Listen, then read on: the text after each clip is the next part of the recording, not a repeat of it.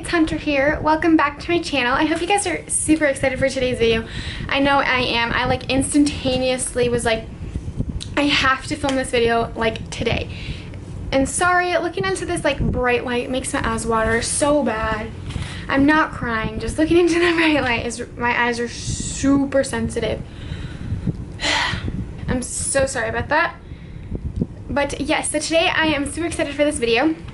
Today I'm going to be discussing the disappearance of Mary Shotwell Little. You may have heard of this. This was an unsolved disappearance that happened in October of 1965. And it is one of the unsolved disappearances in our history. So I hope you guys are along for the ride today. I'm gonna go turn off my fan because I forgot to, and I know it's probably annoying you at this point. But yeah, make sure to give this video a big thumbs up if you're liking the horror videos. And don't forget to click the subscribe button. There'll be an annotation floating across the screen right here. If you're on a computer, just click on that annotation or the one on my end slate. If you're on a mobile device, just feel free to scroll down and click the subscribe button next to my face. And with that, let's get on in to the tale.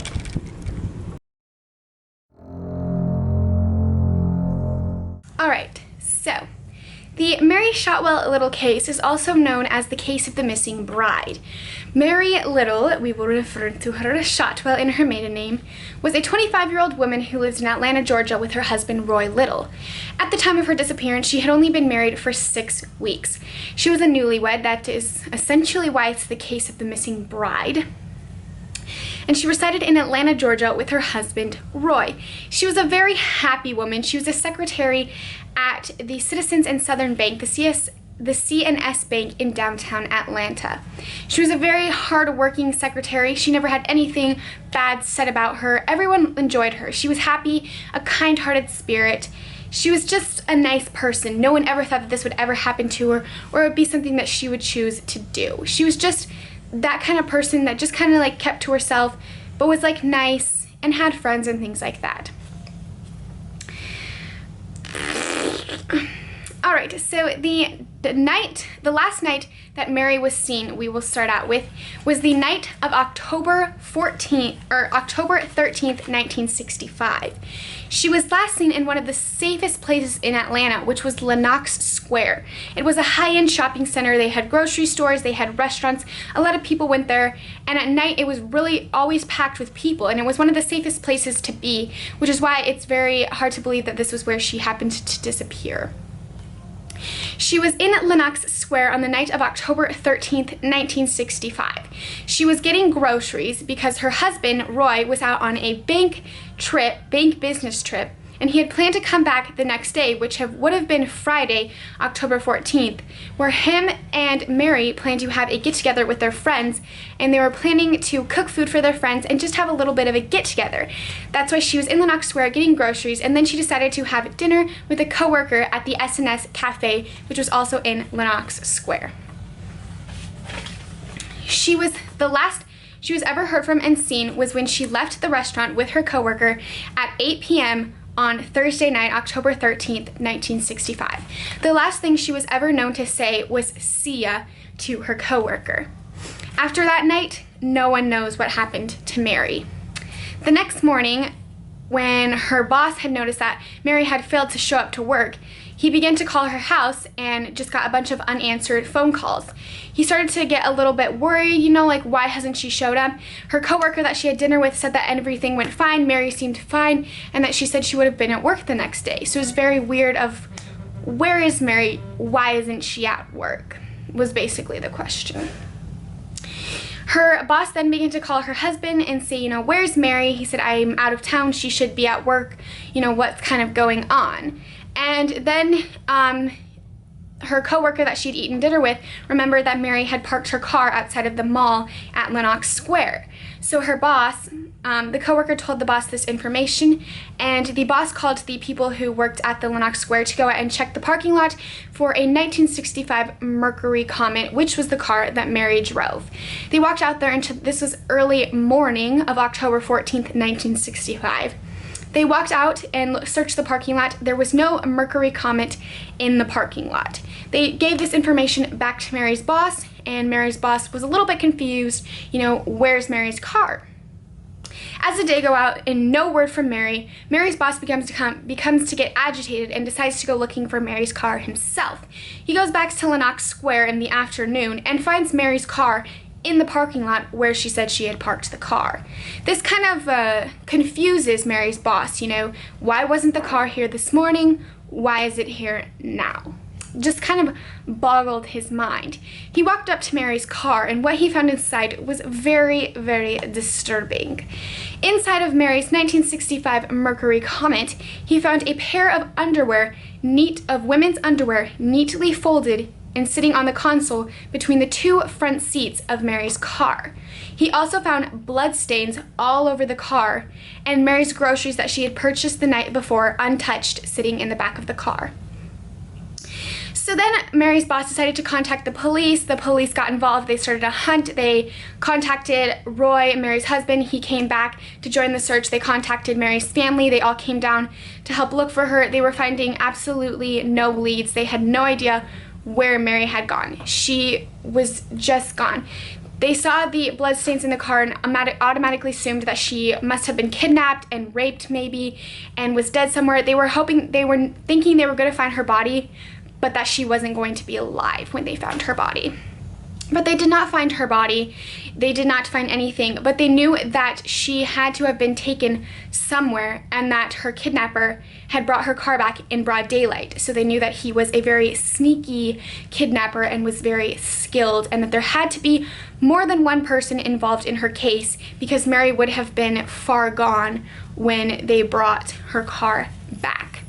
So then the police began to talk to people around Mary. An old high school friend of Mary's came forth saying that in the recent weeks before her disappearance, Mary had described that she was scared of being home alone and was scared to be alone in her car, which was weird because Mary had never described that before. She'd always been totally fine, and she was last seen strolling confidently towards this very same car. So that was all a bit weird. Then co-workers at Mary's work decided to come forward and say that Mary had received mysterious roses at her work from whom she didn't know. The police then tried to trace back the flowers and figure out who had paid for the flowers and sent them to Mary. They never found the person, could never figure out who had sent the flowers. Another coworker came forward saying Mary had received mysterious phone calls at work and that she seemed to be very shaken and upset by the phone calls. The one coworker said that she had heard Mary saying, "I'm a married woman now. I can't come to your house anymore, but you can come to mine."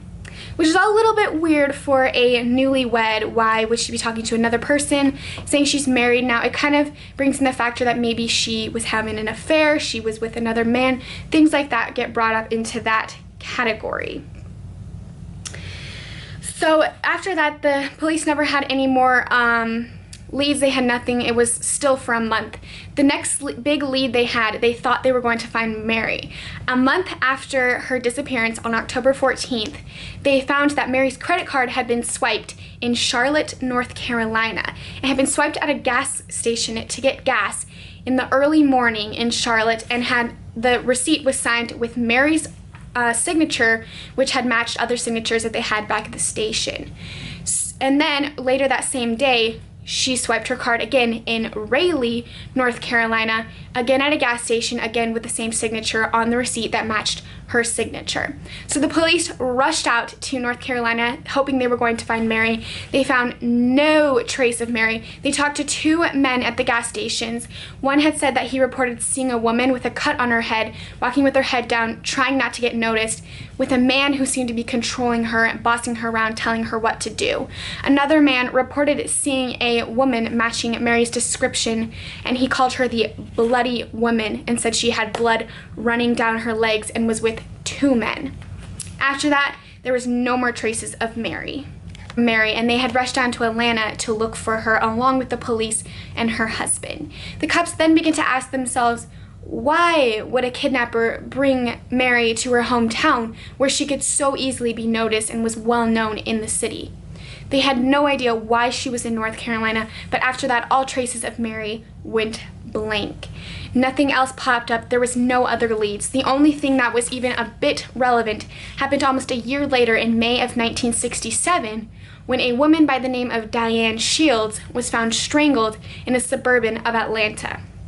She had previously had the same job as Mary and had received anonymous roses, just as Mary had. But the police traced the roses back to a man who had no connection to the two women, and the two women were not related at all, or so they say. Some people out there still believe that Diane and Mary are somehow linked. After that, the case went cold.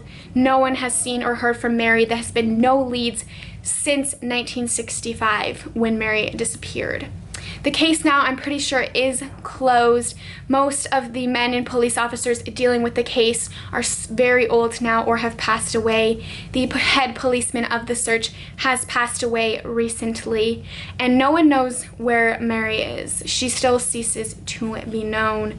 Many theories state that she was kidnapped, taken to North Carolina, raped, forced to use her credit card against her will, and was killed somewhere and buried somewhere off in no one knows where. Other people say she had a secret lover. She ran off with him, which would explain the mysterious phone calls that I'm a married woman now. She was scared of marriage, wanted to get out. She ran away with her lover and was living a nice, peaceful life somewhere else, away from her newlywed husband. Another theory states that Mary planned her disappearance and wanted out, didn't want the marriage anymore, was scared, and took off and lived a peaceful life somewhere else.